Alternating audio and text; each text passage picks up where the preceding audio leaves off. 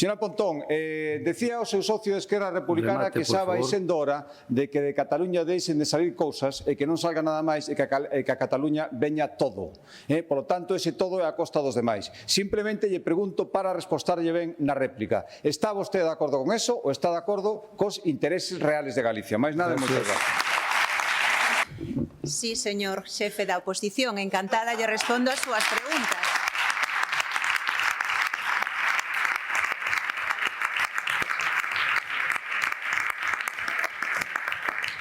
A verdade, señor Rueda, a súa resposta hoxe é un retrato da incapacidade política até límites que eu non pensei ver neste Parlamento. Sí, ríase, pero é que me está pedindo a min que faga o seu traballo como presidente para negociar o financiamento de Galicia.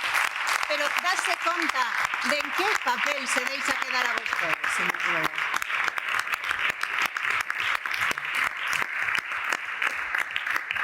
E é que, claro, ten que constantemente, cada vez que falamos de algo que se decide en Madrid, ten que falar do acordo de investidura do BNG, porque é que vostede non consigue absolutamente nada para este país, señor Rueda.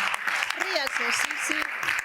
Me di que son o xefe da oposición? Sí. Por suposto, frente ao Goberno Central sí, porque aquí hai un grupo que xa ninguén espera máis que lle tapa os vergonzos ao señor Sánchez e outro grupo absolutamente cómplice, vergonzante, que foi timado e que non é capaz de decir nada. Por lo tanto, sí, eu son o xefe da oposición de Galicia frente ao Goberno Central, señora Pontón.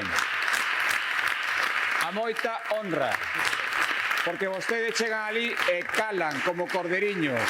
Calan, aquí ven, se yo digo moitas veces, moi bravos aquí e moi mansos alá, señora Pontón.